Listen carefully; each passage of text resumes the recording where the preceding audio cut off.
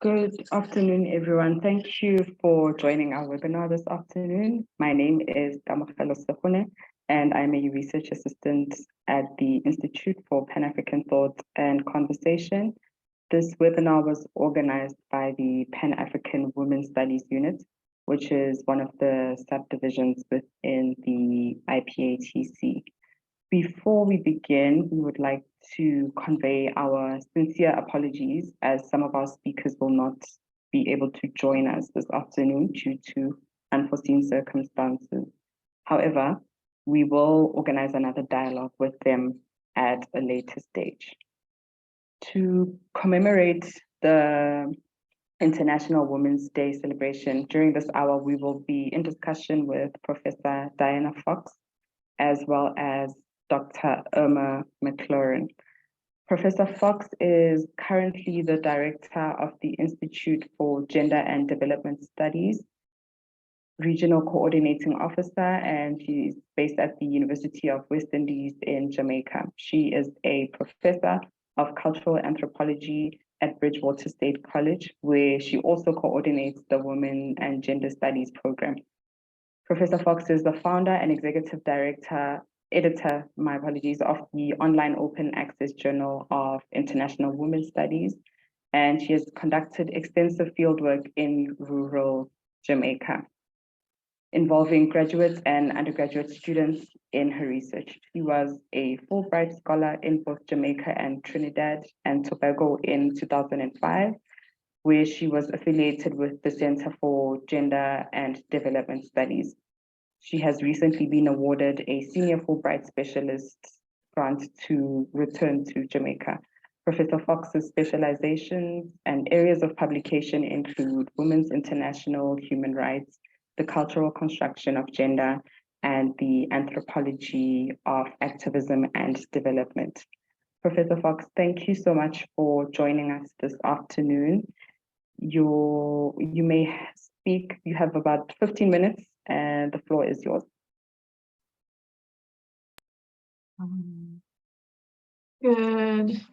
It's good morning from where I am, and good afternoon, everybody. For some reason, my video, the host needs to enable my video and also my screen sharing. I didn't realize I was going first, but I'm happy to do so. I have a short PowerPoint, and as you can hear, perhaps from my accent, I am not an African woman. I am from North America. Just a couple of brief corrections. I had Fulbrights in Jamaica and Trinidad and Tobago, 2004-05, 2007, 2009. My recent Fulbright was in Japan in 2020. So I've had 4, and I'm in Jamaica in an interim position as University Director of the Institute for Gender and Development Studies, and the rest is accurate. Thank you. So let's see, I still can't start my video, but that's okay. Let me see if I can share my screen. I can't share my screen. That's disabled as well. And I would like to because I have a PowerPoint. So if you could give me co-host privileges, then I'll be able to share my screen. And I can start so as not to hold up the panel by saying that I work with African descendant communities. So it is part of the Pan-African enterprise. I work with a group of Maroons. Maroons are people who self-liberated from enslavement. Wherever there was enslavement, African enslavement, there was what's called marronage. There were 2 kinds of marronage: petite marronage, which refers to individuals who escaped plantations and integrated within the dominant colonial societies. And then there was grand marronage, in which individuals and groups escaped into communities that they created based on principles of freedom versus unfreedom, which characterized the condition of life on plantations, severely limiting agency, constraining personhood, living under conditions of extreme duress. And at the same time, we know from studies of plantation life, there was still a capacity to create culture, cuisine, music, etc., in spite of families being torn apart. But in Grand Marinage, communities sought to retain as many African cultural practices as possible, and this varied depending on the spaces they were in. I still can't start my video, but this varied depending on the spaces that they were in because of the different colonial patterns of rule. So in some spaces, like in Suriname, Maroons, of which there are at least 6 communities, retained some of their African languages because Dutch colonizers sustained linguistic groups. Whereas in the English-speaking Caribbean, where my work is focused, linguistic groups lived together, escaped together, and created creoles, as well as patois languages. As well, in addition to being the protectors of African traditions in the region, along with other groups, they engaged in what we anthropologists call ethnogenesis. Ethnogenesis is the process of developing new cultural traits syncretically in relationship with existing ones. So what I want to share with you today is the process by which, let's see, video's on. Hello, everybody. Let me blur my background. Thank you. What I want to do today is share with you the method that I have used as a scholar activist from the global north, living in the region, to forge partnerships of collaboration with Maroons. And this is, I think, an important contribution to your panel today, because in thinking about ways in which African women can become more involved in political arenas, collaboration is crucial, and collaborative partnerships with colleagues, with others in your region, should be based on some very important principles. And I think that the work that I'm doing can offer a lens into what some of those collaborative partnerships can look like. So let me share my screen now. And I hope all of you can see this. Let's start from the beginning. I just have a few slides that will illustrate who some of these folks are. And thank you for bearing with me. I'm just trying to go to the slideshow from the beginning, but I can't do it, so I'll just leave it as is. Okay, so I've titled my presentation, Amplifying Voices of an Indigenous Women-Led Social Movement.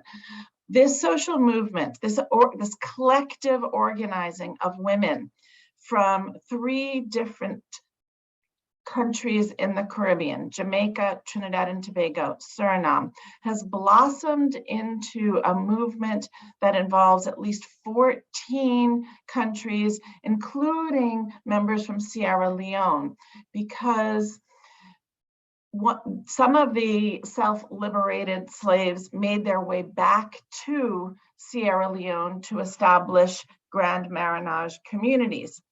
And so we have some folks who are descended from those communities who now live in the United States, but who collaborate with this group.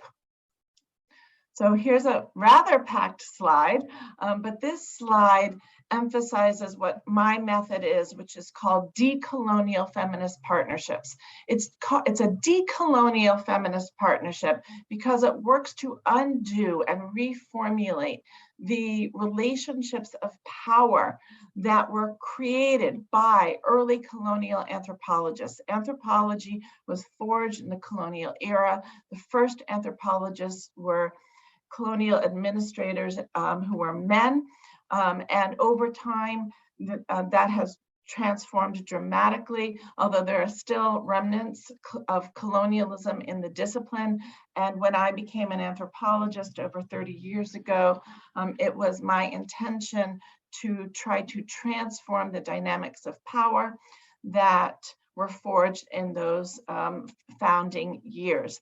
One of the ways to do that was to change the way I considered myself as a instead of seeking informants, which I think reeks of a kind of CIA,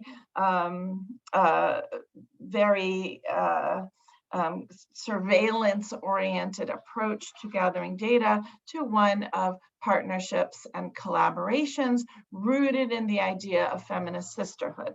And unlike the early, well, second wave feminists, white, middle-class, Western feminists who assumed sisterhood was global, I do not come into my work with any assumptions, but with the responsibility on my shoulders of building sisterhood, and through that, these collaborative partnerships.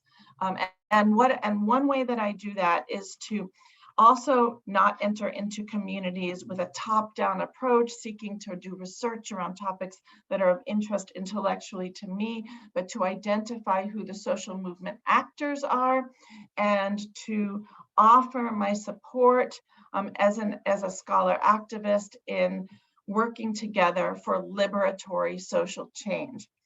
So I've been working on this and developing this model for about 20 years now, and I have been influenced, as you can see on this slide, by the African feminist scholar. And when I say the word feminist, I am focusing on the transformative capacities of scholarship and activism to realize not only human rights as they are defined in the international context, but ideals of freedom as they are defined and understood by communities themselves and by women in those communities predominantly.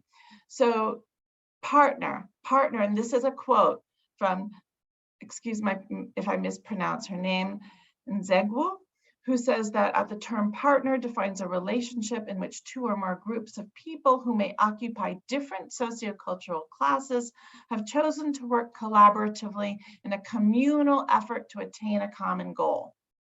That is a crucial element of thinking in terms of strides ahead for African women who are seeking to enter into political and economic spaces. Central to this idea and relationship is the presumption of equality. Being partners, they cooperatively work together towards that common goal. Participants must have mutual respect for each other, even though they may not agree on everything. And this means, if you look across to the next body of words, respectful disagreements, not glossing over differences, being able to have conversations that are rooted in this idea of respect. This, to me, going back to this idea, is a decolonial critique. And I gather this idea also from one of your colleagues in Johannesburg University, Pranola Govenden, who identifies 3 arenas of colonial critiques that I bring to my own work. Looking at the coloniality of power, which still persists in state apparatuses and in all kinds of institutions, the coloniality of knowledge, how is knowledge produced, what is considered to be authoritative knowledge.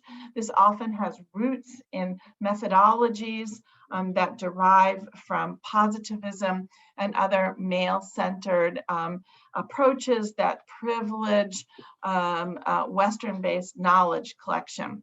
So unpacking that and looking at the ways in which indigenous peoples and women produce and understand the world, produce knowledges through their understanding of the world around them, their close observation and empirical analysis.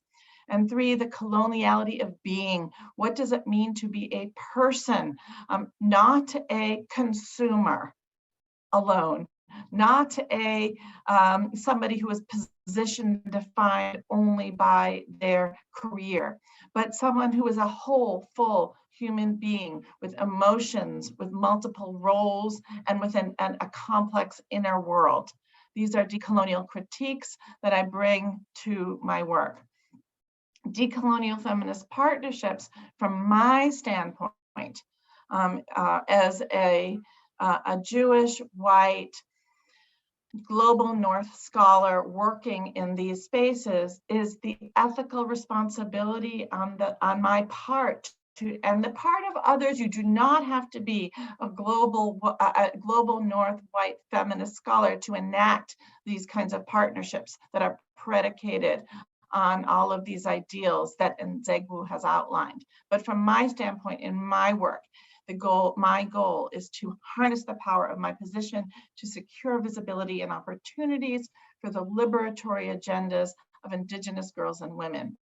And I consider this to be part of the process of gender and reparatory justice.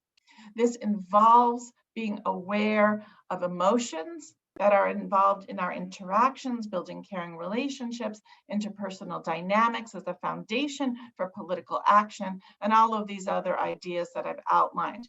It involves listening and learning and decentering Euro-modern ways of knowing, thinking and writing together collaboratively, not as historically has been done by the anthropologists, collecting information through observations and then publishing and receiving credit alone.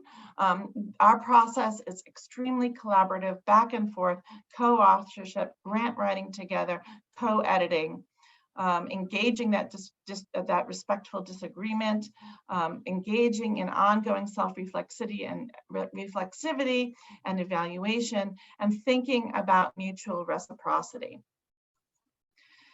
These are the mothers of the movement. Here you have on the far left, Gama Gloria Sims, known as Mama G. She's the paramount queen of the Maroons of her town of Charlestown. And she is a spiritual leader. She is the first woman Gama in many generations. Next to her is Akila Jaramogi from Trinidad. Her story of marriage from her ancestors to Trinidad is different from Gloria Sims, as is the Honorable Fidelia Grand-Galan, who's from the Okanisi and Duka Nation of Suriname. She was the former Suriname ambassador to Trinidad, and it was through her initial initiative in 2014 that she sought to build a movement of unity and Indigenous recognition, with indigeneity reaching to the intentional survival and enactment of African practices and belief systems. So these two together have been working since 2017. Fidelia knew Gama Mama G, and she knew Akila individually. And then at my house, as it says, around my kitchen table in 2017, when I invited Gloria Sims and Akila to my home, we called Fidelia on Skype in Suriname and shared some of the discussions we had been having about bringing this local or regional movement into an international frame by focusing on Indigenous rights as they are conceived at the United Nations, and bringing the movement from the bottom up.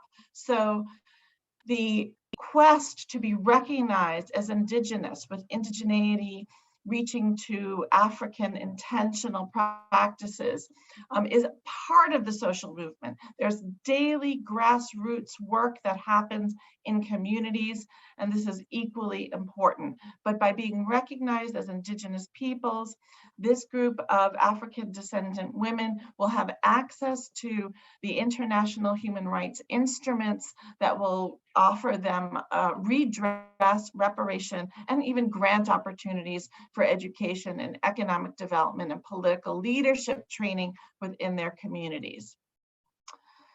I just wanted to share very briefly their argument for Maroon indigeneity, and this is important because as part of the Pan-African framework, they see themselves as Africans in the Caribbean.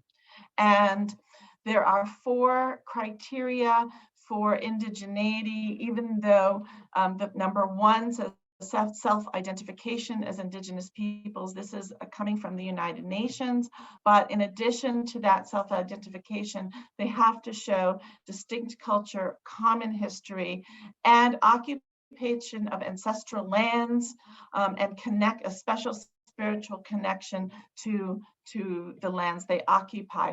Those lands do not have to be lands that they occupied prior to their forced enslavement from Africa. Those lands can be the lands that they have occupied in the Caribbean, in the United States, in South America, wherever, again, there was enslavement, and they participated in grand marriage and established these communities that reproduced their spiritual relationship with the lands that they occupied and their cultural practices. So there are some legal precedents, and I'm sharing this with you because I think that as women who are galvanizing together to transform women's conditions and enter into positions of leadership, it's important to look at precedents. It's important to look at what laws have been passed, what legislative agendas are on the table, what has worked, what hasn't worked, in order to mobilize one another. So for us now, we are looking at some cases that set a precedent for establishing Maroons as Indigenous peoples. These are decisions when the Saramaka Maroons and Maiwana Maroons, first the Maiwana in 2005 and the Saramaka in 2007, sued the state of Suriname and were recognized in the Inter-American Court of Human Rights, and were recognized as having retained and evolved their African indigeneity into the peoples they are today. The United Maroon Indigenous People, short for UMIP, UMIP is short for that name, are in the process of creating an NGO in which they identify themselves as Indigenous survivors of the African diaspora, more specifically the MAFA, the Black Holocaust of enslavement, and it identifies how they have embraced their indigeneity, which means have embraced their African heritage to advance this platform for human rights. And this movement would expand the definition of Indigenous peoples. So it pushes the definition to recognize this point number 4, I'm sorry, where is it? Number 4, that, number 3, because currently in the United Nations, there is an emphasis on continuity of territory, but many Indigenous peoples who are recognized as Indigenous do not demonstrate continuity of territory. They have been forcibly removed by the colonial state and have reenacted their Indigenous life ways in their new space. So we are trying to highlight this in the Maroon case, something that is very important when you're looking at legislative agendas. How can you take precedent and seek to build on it and expand on it? And how can you draw on partners' expertise? One of the ways that we've done that is to help formulate specific questions that need to be answered in this movement. I won't go through all of them because I know my time is short. How can universal human rights be rendered meaningful in Maroon cultural settings? How can they collaborate with other Indigenous people and leverage women's knowledge of the land? What are some processes of restorative justice? And how are they particularly vulnerable to the increasing threats that come from climate emergency as persons who have been rendered vulnerable within their communities? Here, this is a picture of us in Suriname when we came to the communities and organized and a platform to share across communities. Let me just show you a few other pictures to show you this movement in action. We worked with the Kalinago, who are an Indigenous first peoples of the Caribbean, and we met on their territory for a gathering and shared our plans to move forward and to seek their support. We also engaged in some important rituals. This is the shaman, Gerald Langlace of the Kalinago territory, and the ambassador of the Garifuna Nation, Cynthia Ellis. The Garifuna are peoples who are descendant from Kalinago and African heritage, and they have been working to be, they are now recognized as embodying a specific Indigenous nation. and they are working with us as partners. Other rituals are important. Rituals reinforce the connection with the ancestors. This is a space in the Roseau market. Roseau is the capital of the island of Dominica, where Maroons who had been captured by the British colonial authorities were tortured and hung, and they are here recognizing their purview as deriving from the history of their ancestors to work towards liberation. They are continuing their quest for freedom in a world of unfreedom. Here is a gathering, a Maroon gathering and academic workshop. Here I'm giving a talk about Maroon indigeneity. We also brought in Nyabingi Rastafarians who have also been protectors of African heritage in the Caribbean. And very briefly, just to emphasize that this work is taking place in communities, Gama Mama G has created about 10 years ago a healing circle called the Maroon Indigenous Women's Circle, in which she focuses on healing the trauma of gender-based violence, which stretches back to periods of enslavement, and there is intergenerational trauma. And she creates these stitching circles, which give women opportunities to voice their suffering and to move into a collective space of trust. Also in Trinidad and the Fonsamans Community Reforestation Project, they are implementing another specific history of marronage, knowledge of reforestation, which has been co-opted by Western white men to be termed permaculture as if they invented it, but it exists in the past through indigenous agricultural techniques, and they have transformed a landscape, planting over 100,000 species of trees, bringing back the animals, the water table, restoring it. They're working on a climate change experimental nursery.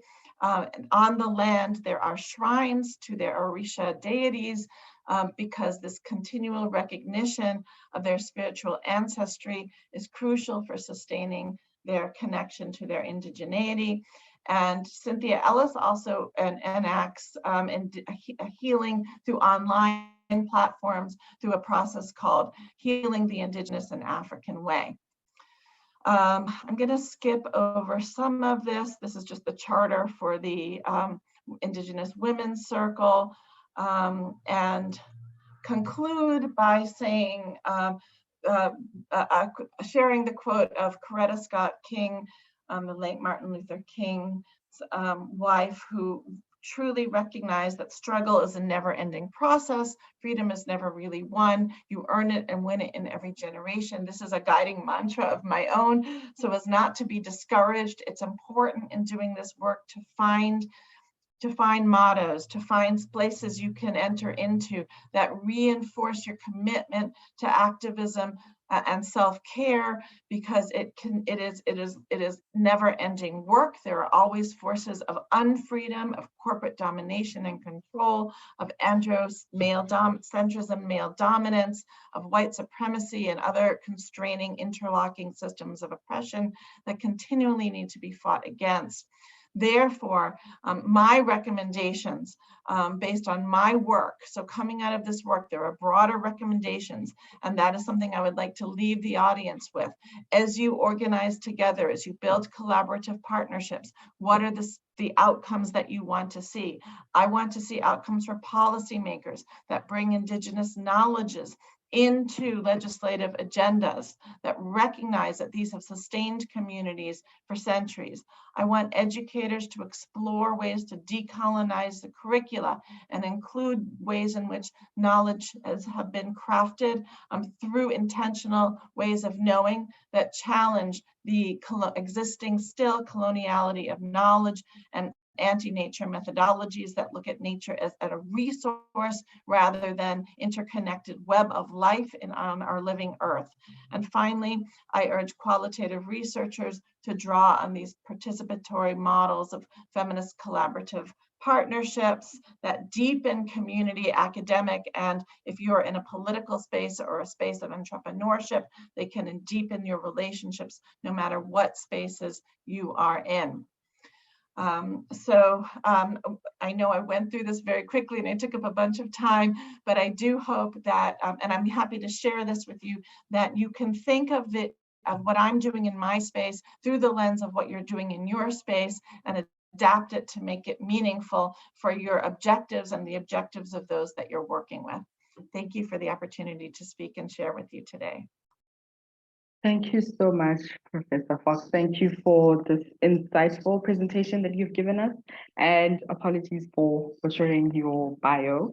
But Prof, what we've learned from your research that you've just shared with us is that issues of gender and sexual diversity and various women's social movements with regards to activism for ecological sustainability, as well as the women's human rights and transformational feminism all interact, right? And they all interlink at some point.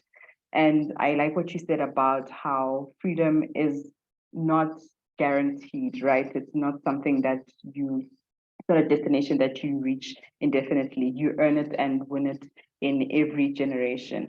So it's important to recognize the importance of using various institutions to bring about change, and not using, for example, just departments or particular social groups that focus on the plight of women. And today we also have the honor of hearing from Dr. McLaurin. Dr. McLaurin will speak to positions of leadership and where African women feature in this. So Dr. McLaurin is a Black feminist anthropologist, an author, and the founder of Black Feminist Archive. She is also the CEO of Irma McLaurin Solutions. She's an activist in biocultural anthropology, focusing on the social construction of inequality by examining the culture of gender, global processes of racialization, cultural representations, and the impact of culture on biology and biology on culture, using an intersectional lens, which is what Professor Fox has shown us in her presentation. Dr. McLaurin's qualifications are PhD and Masters in Anthropology, as well as Masters of Fine Arts, which are both from the University of Massachusetts. She held numerous executive positions that include Deputy Provost at Fisk University, Associate Vice President, and Founding Executive Director of the Urban Research and Outreach Engagement Center at the University of Minnesota. She's a tenured Associate Professor of Anthropology at the University of Florida, as well as the University of Minnesota. And she's a Mott Distinguished Chair in Women's Studies and Founding Executive Director of the African Women's Studies Program at Bennett College for Women. She is a program officer. She was a program officer in education and scholarship at the Ford Foundation. She was also the first Black woman president of Shaw University, and one of Dr. McLaurin's engagement is being a guest lecturer at the University of the Witwatersrand in the Center for Diversity Studies, where she spoke about the Black Feminist Archive. Dr. McLaurin, thank you for joining us. The floor is yours. You have 20 minutes. Thank you. Let me just do this. And let me share my screen.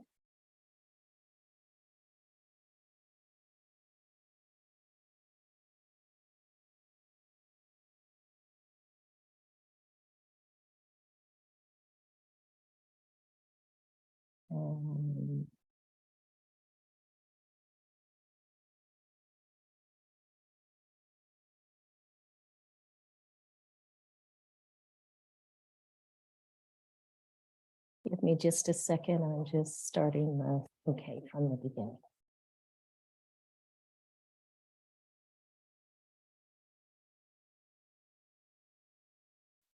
So what I wanted to do, okay. And let me know that everyone can hear me. Yes, we can talk. Okay, good. So I have been in transit, and so I see that I was to speak on African women in the diaspora. In many ways, this is in some ways addressing that. I am a native-born African descendant of enslaved people from the United States. I'm not from an immigrant group, but from people who were brought to the to the United States of America enslaved, and subsequently is where my parents are from. And what I want to do is start about who I am. I come from very humble origins. I grew up in the housing projects in Chicago and inner city. My parents are first generation part of the Great Migration of Black people moving from the South to the North. And so my mother was from Alabama, my father's from Mississippi. And in many ways, it is that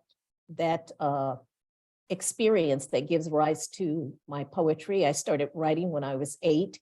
And so first and foremost, I'm a poet, and that is what my Master's of Fine Arts in English is, with a concentration in poetry. At the age of 37, I went back to school and studied anthropology. And I was trained in the 4 fields of cultural anthropology, excuse me, with a subfield in historical archaeology. And so I'm very interested in not only culture, but bioculture, looking at how culture sort of impacts the way we think about concepts of human variation. So race, in my mind, is a construct. It is not a reality, but human variation is real. And so that certainly informed a lot of my thinking. But my actual research was done in Belize, Central America, and I basically looked at the culture of gender in Belize. In addition to that, I have also looked at the theoretical framework by which we come to examine women's lives. And the rest of these are about really being a freelance writer. I've written about the Garifuna in Belize. This is Anda Palacio, who is one of the first, who was a singer and cultural worker in Belize. But I've also written about the ways in which the Black lives in America are traumatized and impacted by police brutality. So that gives you a little bit of corner. But I've also had a great opportunity to experience being the president at Shaw University. I had a chance to meet President Obama, but I also was a senior executive leader, teaching leadership education to senior executives in the United States federal government at the Federal Executive Institute. And then I was also chief diversity officer at Teach for America. So what I have is, in effect, my frame is going to be like 42 years of leadership experience. And these are some of the different roles that I've had across time. Starting with the most recent, I am out of the academy. I walked away from 2 tenured positions and have worked in lots of ways, but my thing begins with really starting in 1974 as a part-time assistant director of minority admissions, and then ending with really being the chief diversity officer in 2016 at Teach for America. That was my last formal position. Since then, I've been a consultant throughout all of my career, but I started working full-time in 2016. My writing as a freelance writer has led me to working as the culture and education editor at Insight News, which is a Black newspaper of Minneapolis. So what resonated with me about the theme of this conference was, in fact, based on a contract work that I did in 2019. I was asked to write a strategic plan for a master's degree in development policy studies. And as I went through the process of meeting with faculty, with the ministry, with even people in civil society, I had to ask the question myself, where are the African women? Because when I surveyed the students who had enrolled in this pilot development studies course, they were all men. And so for me, this was really a timely kind of thing. And so I wanted to ask the question, to try and answer the question, why do we have so few women in international relations? My experience has been, is that the concept the field of international relations is often framed as policy and economic development. and not relationships, even though relations are part of it. Also, what I found, particularly as I was visiting Liberia, was that economists and political scientists have dominated this field. And at least in the United States, there are very few women economists, particularly Black women, and very few Black women who are in the political scientist field. And so this begins to lead to a gap. I would also say that what I've read, my expertise in terms of regions is in the Caribbean, not in Africa. But what I have read in my engagement with scholars, African anthropologists who are Africanist, is that historical circumstances have not permitted women to be as involved in the governance structure. After the independence movement in many countries, there was some in which women became part of it, but these are still relatively new areas of engagement. Also, what I found, at least in my research and beliefs, is that, and my research really mirrors some of what the doctor was saying in terms of, Dr. Fox, in terms of how one engages with the community as co-creators and co-collaborators, that boys are groomed to be leaders early in life, girls are not. So what happens in the career trajectory of women is that they work in a gendered work system. Men's lives are accommodated, women's lives are not. Most women pull double duty and work in home. They don't have the kinds of leaves that enable them to manage work in home. And they have to often withdraw to accommodate expected social responsibilities. These can include taking care of aging parents and also children. And those are seen as the domain and the responsibility of women, even when they are actually working full time. So where's the next generation? I think we have to be intentional about cultivating girls as leaders. We have to be clear about the type of leadership we want to foster. And we have to, those of us who are in positions of power have to learn to share space for women in the workforce to acquire this experience. So what are some of the obstacles? First and foremost, structural inequality and sexism are real, okay? And so we also have to recognize that as we enter these spaces, we're operating within structures that are designed to oppress us and keep us out. Also, sometimes we get in our own way. We have to, in our own minds, begin to really see ourselves as leaders. And you have to believe in ourselves and your own talent. That has been what's been most helpful to me as I've navigated my leadership journey. We have to avoid the imposter syndrome where women feel, even though they've received recognition, that they don't deserve it or that somehow they're not really prepared for it. We have to really sort of avoid that. And to understand that even if you don't have positional power, you can actually still be a leader. Leaders need followers. And if people are following you, even if you don't have the positional power, then you're a leader and you need to embrace it. One of the things I've learned over the course of time is that supervising, managing, and leading are not the same thing. So we have to condition women to understand the differences between those. And also, more than anything else, support other women. The late Madeleine Albright, who was worked at the US Department of State, once said that women who don't support other women deserve a special place in hell. So what are some of the solutions? Is that beginning to position and socialize girls early on into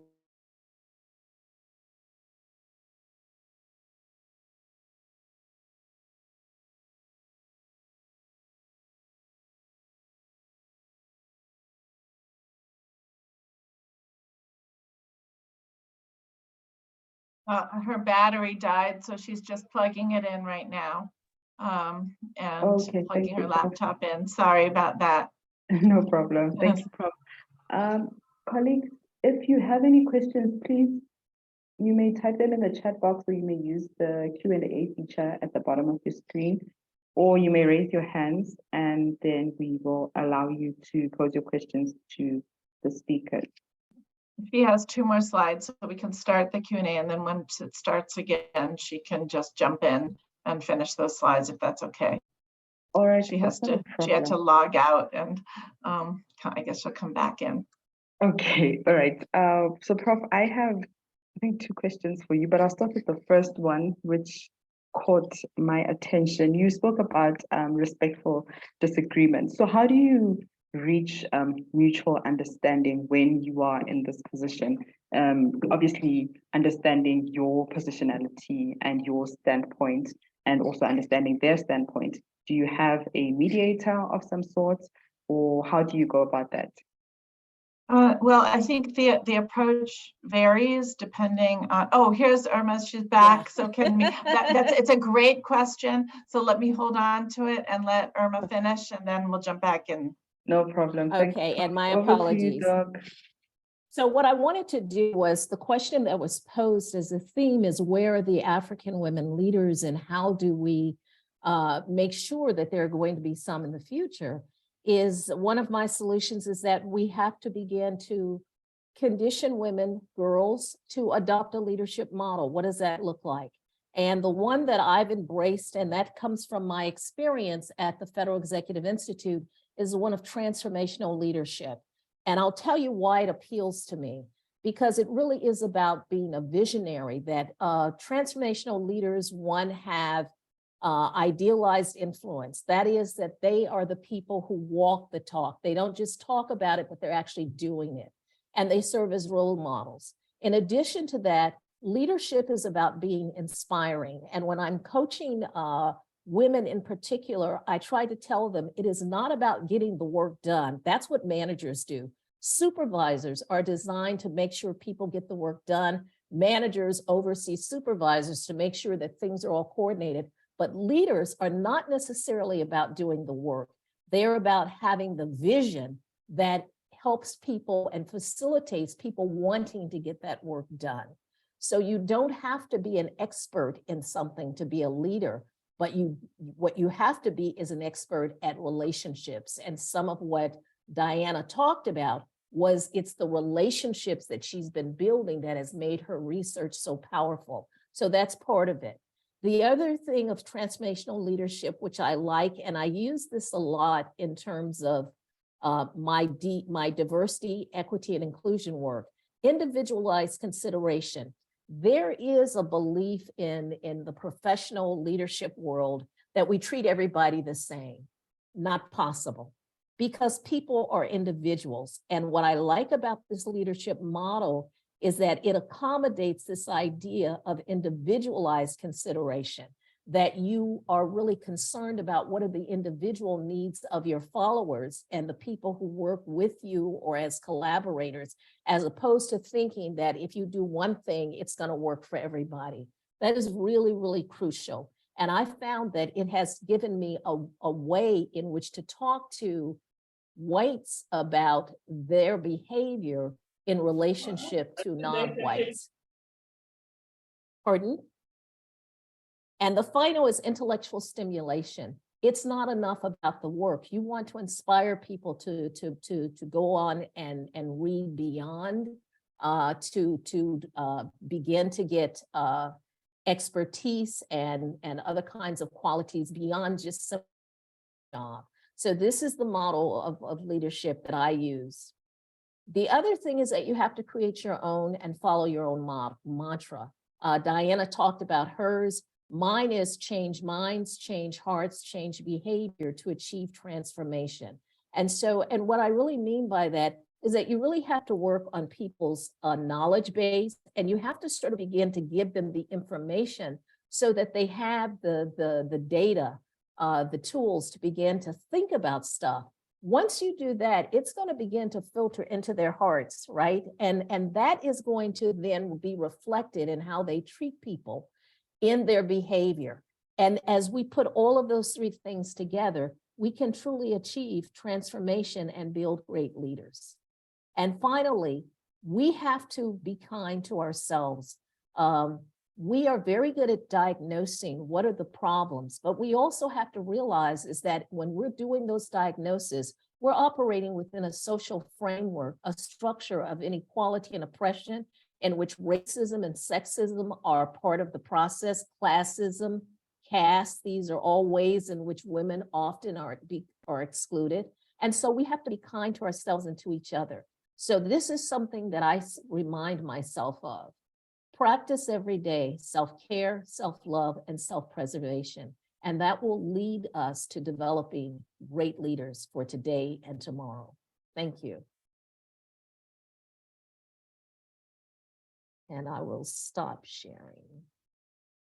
Thank you so much, Doc. Thank you.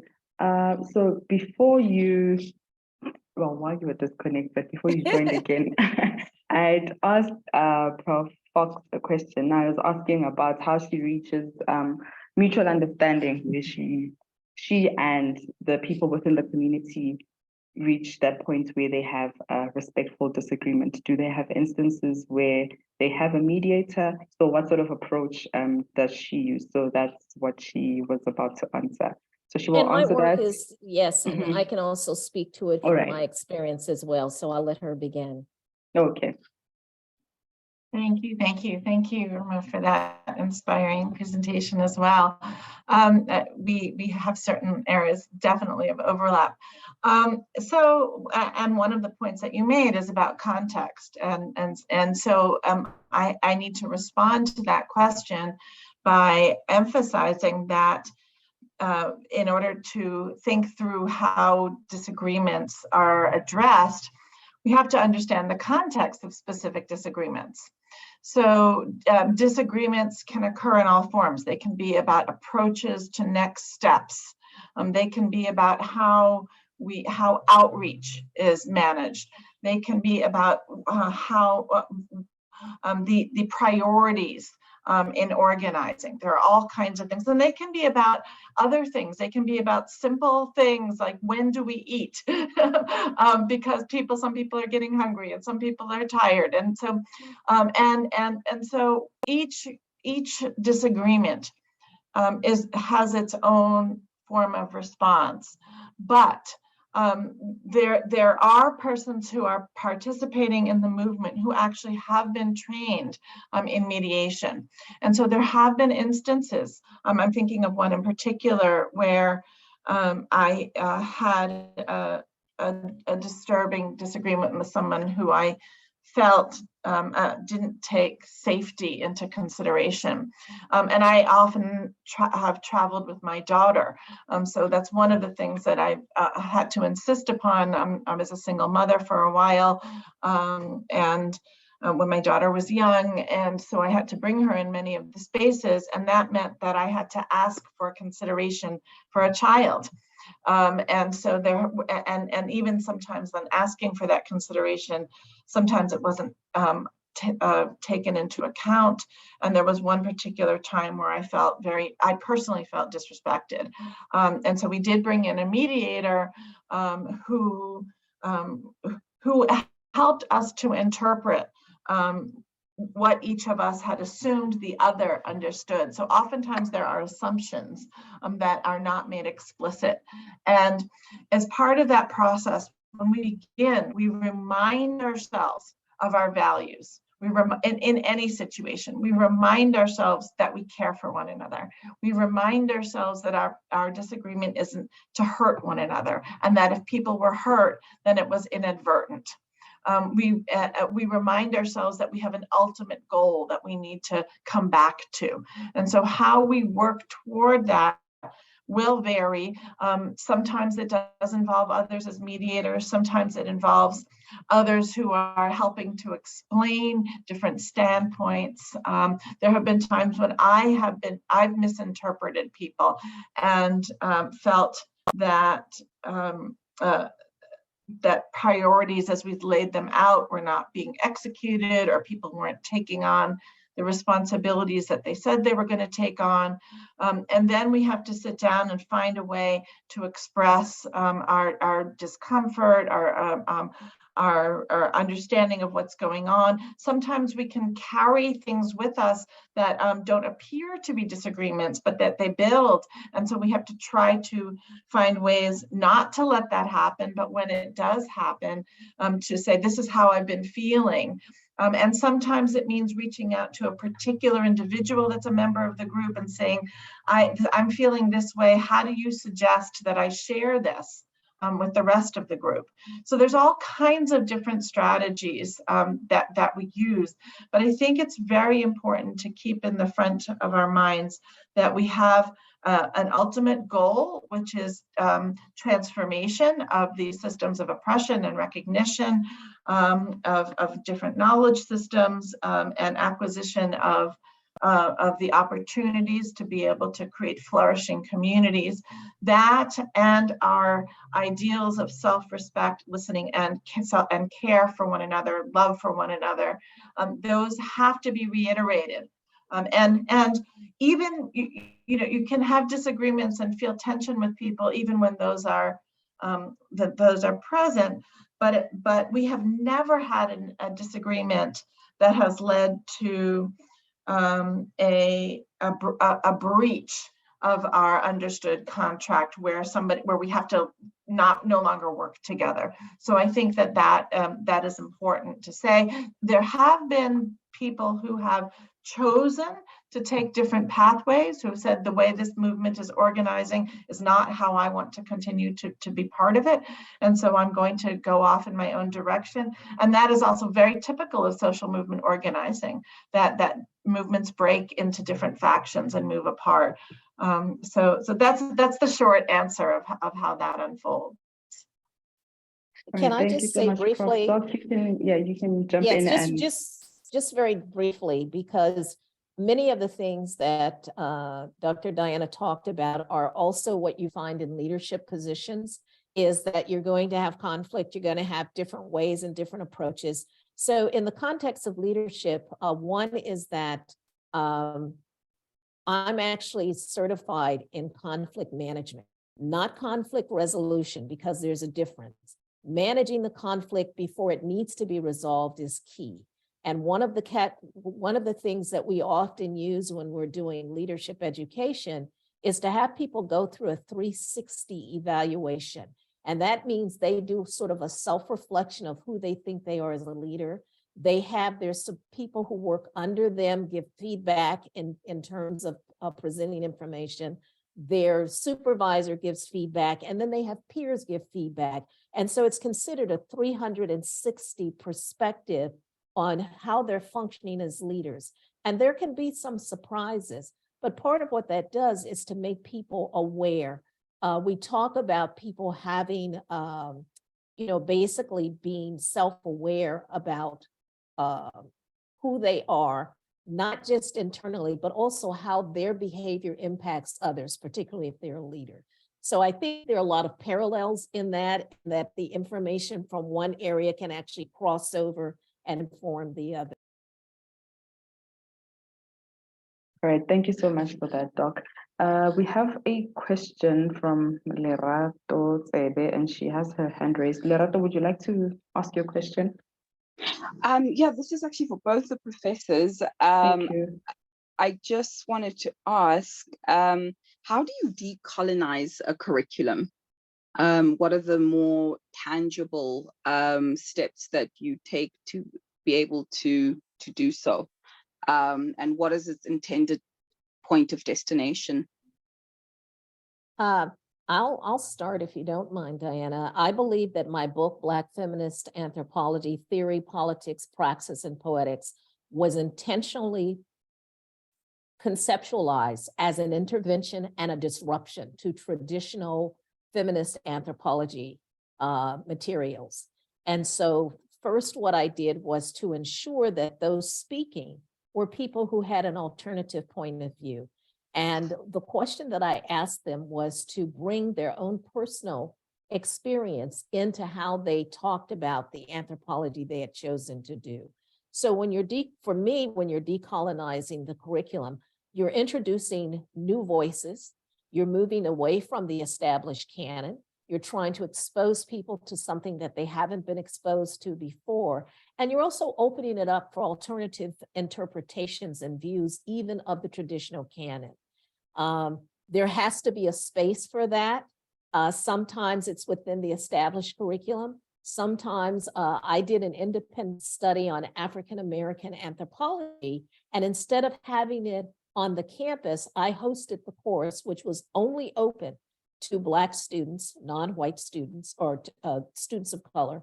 I only opened it, I held it at my house because I felt as a historical artist who looks at material culture that the space that we were in was also important and that we did not need to be under the scrutiny of the institution, right? And so having it in my home was also giving them a comfortable space and a space where they could be themselves and limiting it to certain kinds of people. So there are multiple ways you can do it formally and informally. Okay. Yes, I agree with all of that.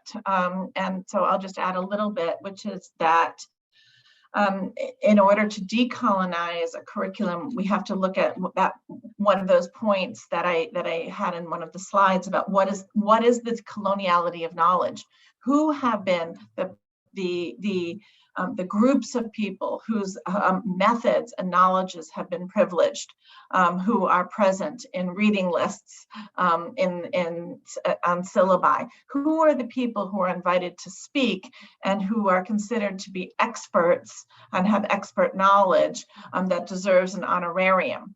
And so when we ask that question, we see certain trends. Those trends vary to some extent depending on the place, but there's a general tendency to emphasize men's knowledge, to emphasize middle and upper class and white men's knowledge, but not exclusively, because in different contexts it can be depending on who the dominant society is. For example, if you're in Korea, for example, South Korea, then it would be Korean men's knowledge, for instance. But they also might draw on knowledge that has been created in the global north. So regarding the question about who have been the dominant voices and why, and then being inclusive, recognizing the need for a multiplicity of voices, as Dr. Irma has pointed out, and multiple standpoints, because those voices reflect our social positioning, where we are located in the social stratification, and that gives us insight into processes, into ways of thinking and being. So that, again, the coloniality of being. And so to decolonize, we have to first identify all of those features and then seek to break them down. And we have to encourage that the idea that expertise comes from many places. It doesn't just come from having a PhD or an MD or whatever it is, a law degree. Those are forms of expertise, but also lived experience is a form of expertise. If I'm teaching a course on, environmentalism, and I want to look at environmental racism, I want to include the expert voices of those in communities that have been subject to the dumping of toxic waste in their backyards, for example. And so encouraging institutions to provide honorariums for those who come to speak, who have their expertise to share based on their own positionalities is crucial. So all of these are some processes, as well as recognizing that all human societies have developed ways of knowing that are systematic. As science, it did not originate in the scientific revolution in the 16th and 17th centuries in Europe. All human beings who have had the capacity to find foods and medicine and shelter and clothing and living in their environment have knowledges based on observation, experimentation, and they might be connected to other systems of knowledge like spirituality, but that shouldn't be undermined. That should be embraced. So trying to understand different epistemologies, ontologies, and being inclusive is part of the process of decolonization of the curriculum. Thank you both so much. We have another question from Lesego Motsage. Lesego, you may unmute.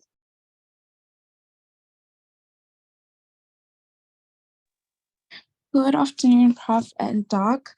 Dr. McLaurin's presentation was titled, Where Are the African Women? And I'm all for having women take up space and, be in leadership positions. However, isn't putting more women in institutional frameworks that are oppressive by nature so putting women in institutional frameworks that are oppressive by nature is not going to reform those institutions. Instead, I feel like it's just going to legitimize gendered abuse against other women, because now it's being carried out by women instead of men. So now the question is, does placing more women in positions of leadership within oppressive institutional frameworks inadvertently legitimize same-sex gender abuse? That's a great question. And one of the things that Zora Neale Hurston once said, and I put in a link to her because I think including people like her in anthropology curriculum is a way to try to decolonize it, okay? And she used to say, all skin folk are not kinfolk. And you've just articulated that in terms of leadership. Some of the people who have been my greatest antagonists look like me. Okay, both in terms of color and in terms of gender. But you cannot change you cannot change an institution by being on the outside throwing stones in. Jose Marti talked about having to be inside the belly of the monster. When I did anthropology, I started out doing a biography of a Black woman journalist who had committed suicide, a life history. But the more I read the history of anthropology, it became absolutely clear to me that to be taken seriously and to be able to transform the discipline, I needed to become a card-carrying anthropologist in a way that they respected. And that was doing field work, not just doing sort of, interviews, but actually going into the field. So I had to sit down and think about, how do I not replicate the kinds of things that Diana pointed out in terms of what have been the offensive ways that people have been sort of studied by anthropologists? How do I create new ways of doing that? And so I think it's a both and. There is no guarantee inside institutions or outside that you're not going to meet opposition that doesn't agree with you, that isn't going to try and put up barriers to what you want to do. But change does not happen unless you make the effort. Frederick Douglass talked about, you cannot have change without having some kind of disruption, some kind of power, because power is going to try and stay. And even if the people look like us and they represent the power structure, we still have to make an effort, okay, in order to transform it. I believe that the positions that I've had, even if they were momentary, that I had a transformative impact, on those places, on those spaces, on those kinds of organizational structures that I created. And I can see it persisting in that.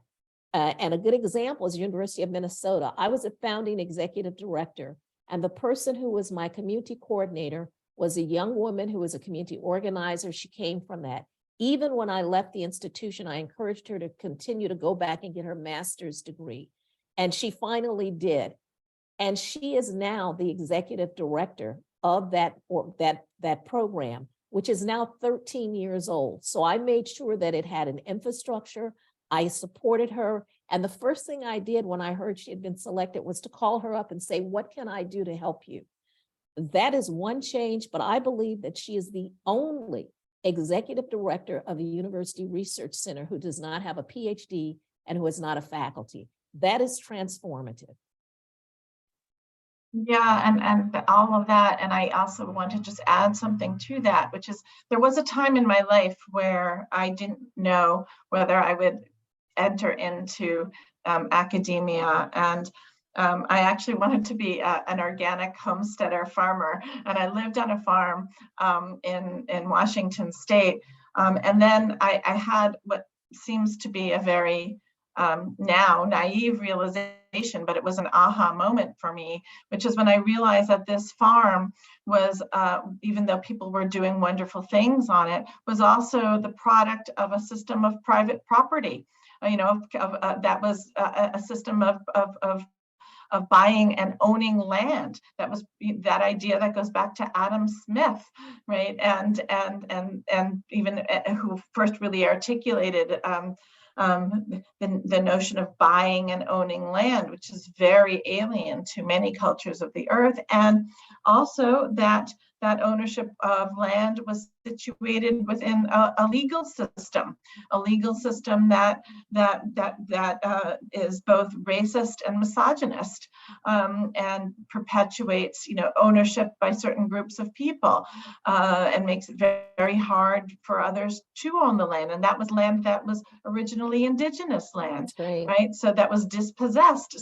So even as Gayatri Spivak, the Indian writer, theoretician who writes about the most oppressed, can the subaltern speak? The subaltern, and we've seen that sometimes those who are most removed only speak in ways which are self-destructive, like the grocer who burned himself, who self-immolated on the eve of the Tunisian Revolution, right? We want to try to avoid those kinds of circumstances, but for those of us who have voice, and of course we have to think about how do we represent, or how we can represent others' voice, but in some form or fashion, if we are here today, we are ensconced within in systems, no matter what.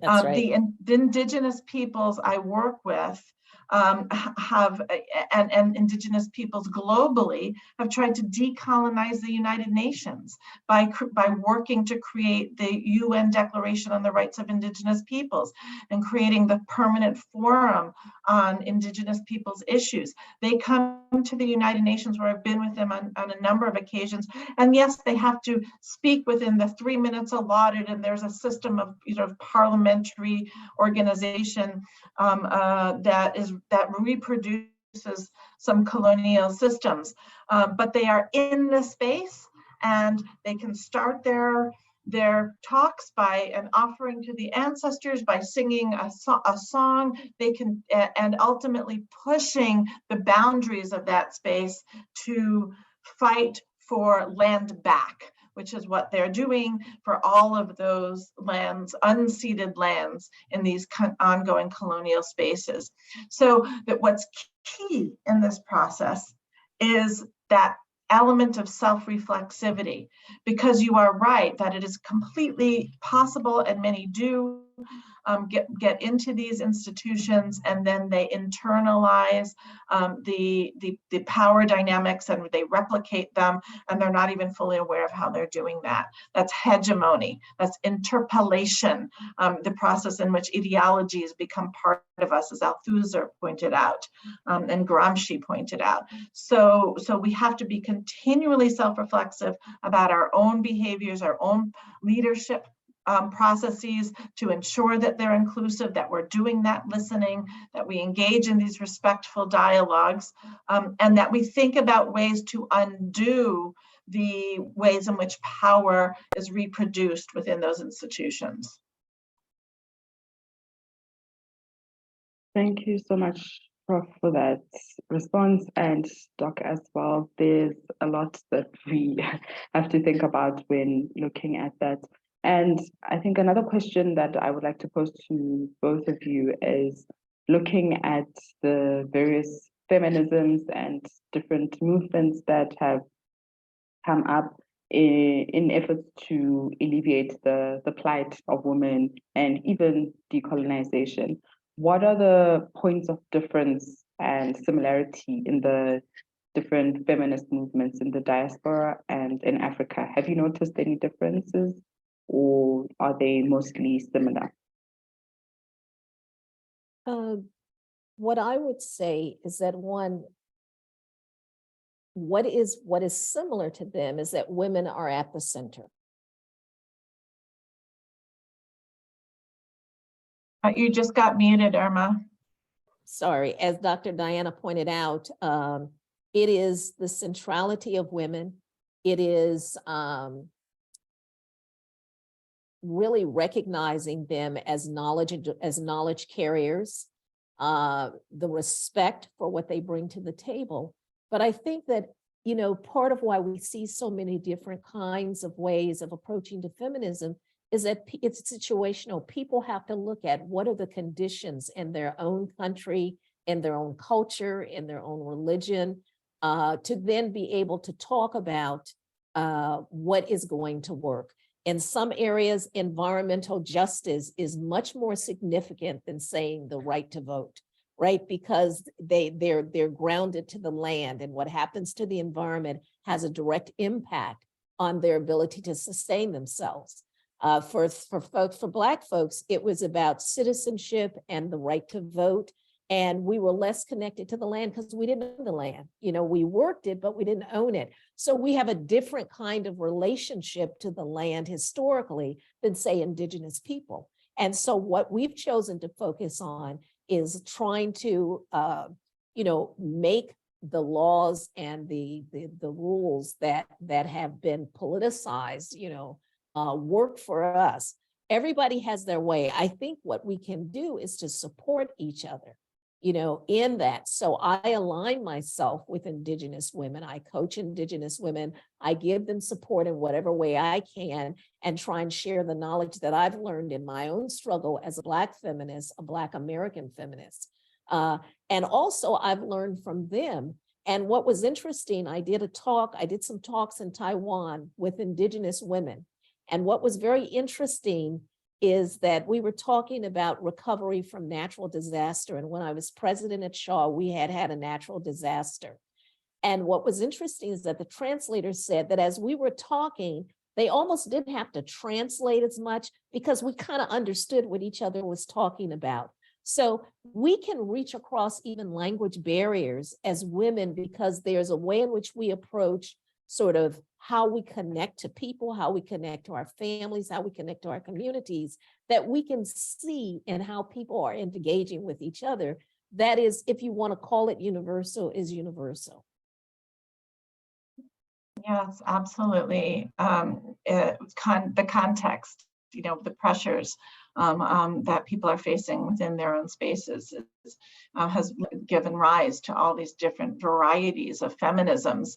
I think that there are just a couple of things I want to add to that, which is that we've seen, if you look at the history of feminist organizing, we've seen a movement, and also in the development sphere, from women in development to gender in development, from women's studies to women's and gender studies to women's gender and sexuality studies, as there's been greater awareness of the ways in which of the issues that need to be addressed and those who need to be included in conversations. So we have to engage boys and men because systems of patriarchy also influence and masculinities and are constraining and oppressive for men too, even within their own power dynamics, and the limited range of emotions that men are supposed to be able to express, it leads to all kinds of diseases and that are stress related, and to various forms of violences between men. Over time, there's been a greater understanding of all of the range of issues that need to be addressed, and some organizations and groups take up some aspect of it and others take up other aspects of it. So that's one point. Another point is that depending on where you are in the world, there have been different kinds of imperialist and colonialist forces. So, Japan has been imperialist, China has been imperialist, and Tibet, and those are different kinds of imperialisms, but they still subject people to loss of land, as European and American colonialism and imperialism had. So these have led to, and then they affect.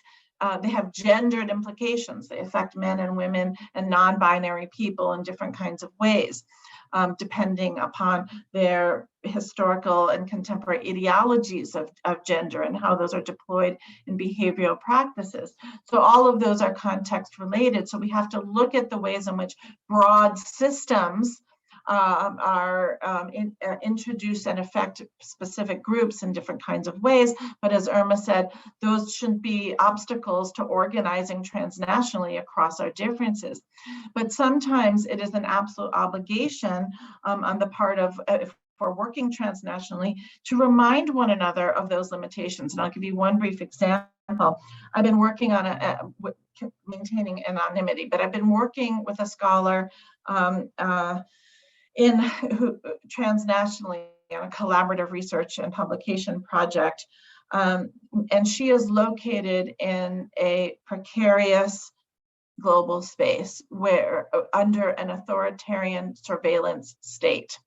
And in the review of our article, the reviewers of a special issue who are not in that space have asked us to elaborate on the role of the state in creating the kinds of vulnerabilities, precarities, and oppressions that certain groups of people that we're talking about are living under. And I just had to write a letter, an email before I came on this panel explaining we can't do that. Because if we do that, then this person who is located in that space could lose her job, and that could have implications for her family. And so, what you can write about, what you're able to reveal about power dynamics really depends on the kinds of risks that are involved, and people have to decide what risks they're willing to take and able to take at certain times. So I think that one of the tensions that has emerged in different groups of feminists is the inability of those who have more movement, more to express themselves, to articulate freedom of thought and action in organizing, have to take a step back and listen to those who remain in those deeply precarious situations where their lives and livelihoods are at risk. So how do we make change under those conditions? Who is responsible for articulating those situations of precarity and critiquing the state, and from where can they do that without violating somebody else's freedom and while at the same time bringing awareness to the situation? So all of those issues about power, location, risk have to be taken into account when we think about how different feminisms are positioned globally. And could I just add that knowledge is a construct, okay? It is how we make sense of the world, but it is people's lived experience that is real. And sometimes in the academy, we forget and we begin to believe that the knowledge that we produce is more real than the actual lived experience. And I think we have to remind ourselves is that, as you know, as Diana pointed out, and I encountered the same thing in Belize, I had to find a way to talk about the lack of support that the Department of Women was getting, but without coming out with a full-fledged critique, because it has consequences. What we do as scholars and researchers have consequences to real people in real time and real lives. And that means that we have to hold ourselves accountable, that this is not just about us advancing ourselves and, coming up with like the most amazing interpretation or analysis of something. We have to take responsibility and be accountable for scholarship and research that at the end of the day does no harm. That is one of the ethics of it. And that's why anthropology appeals to me. It has a code of ethics. And the first one is do no harm to the people that you're doing research with. And if that means that you don't come up with, as Dr. Diana pointed out, the definitive analysis, it's okay, right? And so we have to remember that. And I think even in a leadership role, when you're trying to get things done, you have to look at what are the consequences and impacts of what you're doing and how you're leading, and who's going to benefit, but who also is going to be disempowered or potentially harmed by it. So we also have a responsibility even in those administrative spaces, as well. All right, thank you so much, Doc and Prof. We have one last question from Marian Douglas Ungaro. I hope I pronounced your name properly. You may speak. Please pose your question, Marian. Can you hear me? Yes, we can. Thank you very much. Yeah, I'm in Washington, D.C. I have lived in Nairobi and actually visited in Tunisia when I was 18. I was involved in the early 2000s. My husband, who was Italian, he was basically Italy's ambassador for Somalia. And so I was in Somaliland, Somalia, as well as Addis, Kampala, etc. but I'm Black American, and I'm interested in in Pan-Africanism from a women's perspective. What we're doing to connect continental African women with Afro-descendant women. My particular interest is here in the Americas. That would also include Afro-descendant women who are in Europe, who are a combination oftentimes of Black women from the Americas in European countries, as well as some continental African women who also end up in Europe. But I don't really see, well, I'm personally just not involved with opportunities for Afro-descendant women, for example, from the Americas to have opportunities on the continent. I know that continental African women come to the United States, especially, constantly and have opportunities and move here and so forth.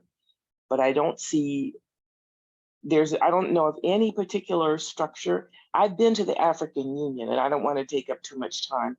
In 2004, 2003, I believe, or 2002 maybe, my husband and I went to the African Union headquarters in Addis, and I was on a mission. It was me who I said, we're going to the African Union.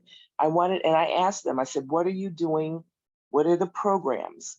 What's going on for gender on the continent? And people say in the diaspora too, but I don't know how seriously. What's going on for gender and about the historic African diaspora? What was the African Union doing? I didn't really get a straight answer, but I'd love to hear your thoughts on some of what I've said. Thank you.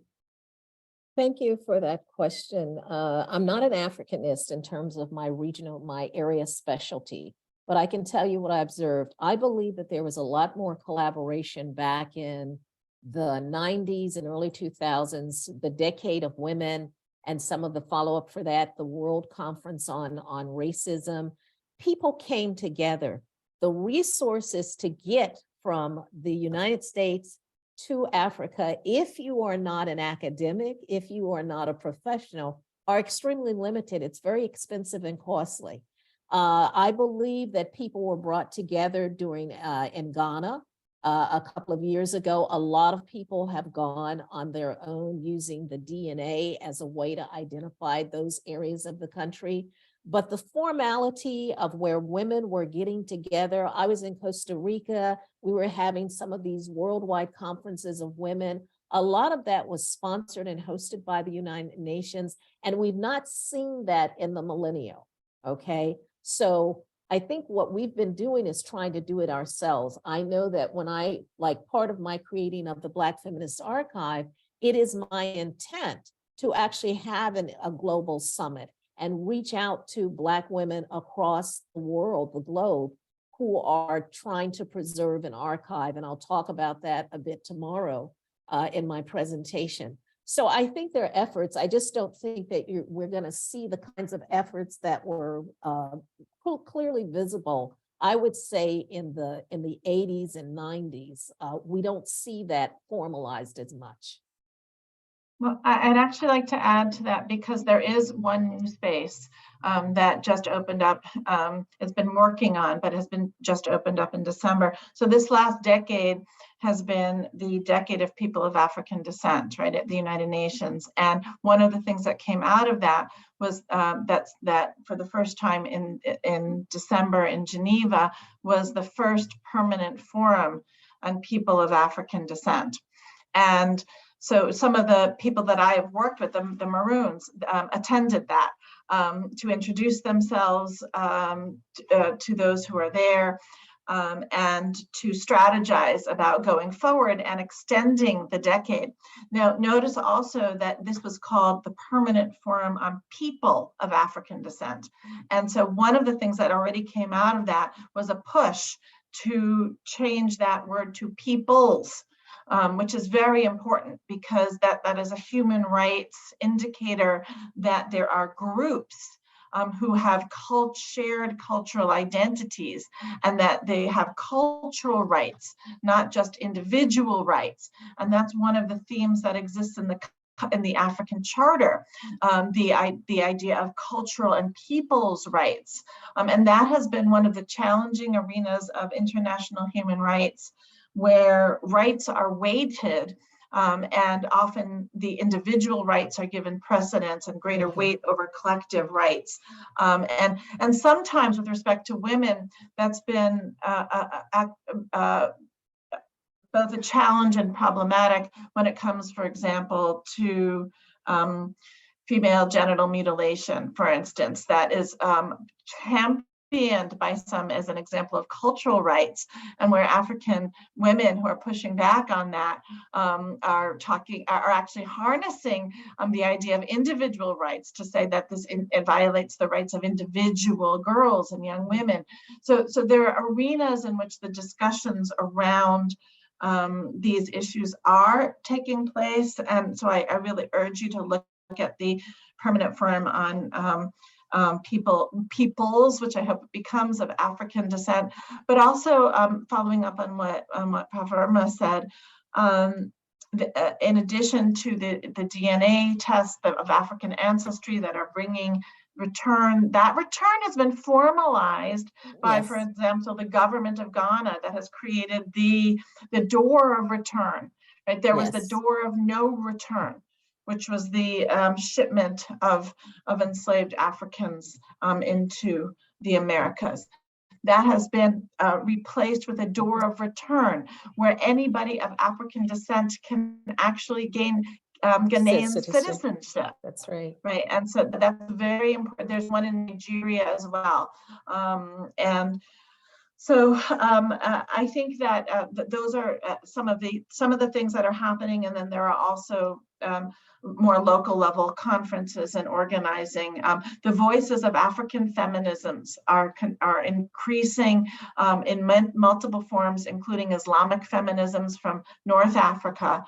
So I think looking at those and trying to understand how they're seeking to have an influence at international levels, which then in turn can be deployed into more community spaces, is some places to look. And I think I would just add that the lack of visibility of some of these is also very intentional. We don't control the global media. Okay, so if you're trying to say, is CNN following this? Is, public television's following this? Probably not. And so it doesn't mean it's not happening. It just means that it's not visible in those large media platforms. But if you go on Medium, or if you go on, so for example, the newspaper that I write for, Al McFarland has made a decision to publish articles in 7 languages. And so he has a special column on Afrodescendentes that is published in Spanish, Portuguese, English, French, Somali, Yoruba, and one other language. I think it's either 6 or 7. And so there are efforts to bring people together and to connect folks, but we don't always see that because it's not always apparent in the sort of popular, sort of mainstream media and stuff. I But know it is a good Al. question. Oh, you do? All right, great. Yeah, I was in Minnesota. We can follow up later. Yes. This is funny. I know Al. I wrote for him when I lived in Minnesota. We can talk more later. Okay, thank you. Absolutely. All right, thank you so much for your question, Marian. And just to add on to what both the professors were saying, universities are also making efforts to bring that. So one program that we have in our university, which is the University of Johannesburg, is we have a fellowship. So we have people come from all over the world, and they spend about 3 months with our university as research fellows, and they write and they're able to engage with other researchers and also interact with different organizations outside of the university events as well. So I think there are a lot of efforts, as Prof. Fox and Prof. McLaurin are saying. It's just that they may not necessarily be as public as we would like them to be.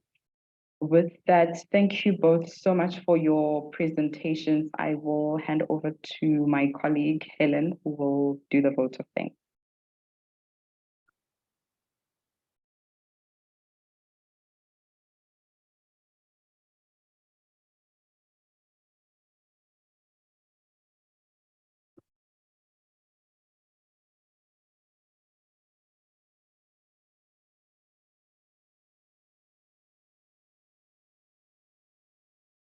Helen, if you're in, please raise your hand so we can assist you with your mic.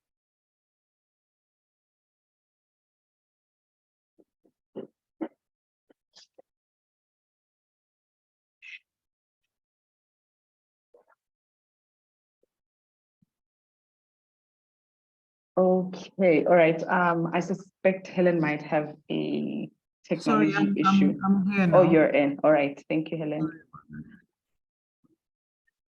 Okay, so thank you again, Professor Fox and Dr. McLaurin, for you taking time out of your busy schedules to be with us today. You've left us with food for thought as we go on about our daily activities in life and the importance of cultivating collaborative partnerships, which should basically reach out to the different structures in society, and also the importance of cultivating or socializing girls to be leaders, and not just to confine themselves in the usual work that are associated with being women, the importance of being kind to ourselves. Usually with the daily hustles and bustles, we normally we forget to be kind to ourselves. Self-care is very important, self-love is very important, and self-preservation also is very important in our daily lives. And I'd like to encourage everyone in the session today to practice these things with our families, because it always begins at home, like socializing girls especially, to see themselves as leaders in society, because in societies where women are empowered, usually you see a difference in those respective societies. On that note, I would like to thank you both again for being with us this afternoon. And I would also like to invite you to a session we're having next week with Professor Oyeronke Oyewumi. She will be doing an inaugural lecture. We will share the details of that session with you via email, and we'd appreciate if you would join us on the day. And seeing as tomorrow is International Women's Day, I'll leave you with this quote: "A woman is a full circle. Within her is power to create, nurture, and transform." So thank you very much, and I wish you all a good evening. Thank you. Thank you so much. Thanks for the opportunity. Yeah.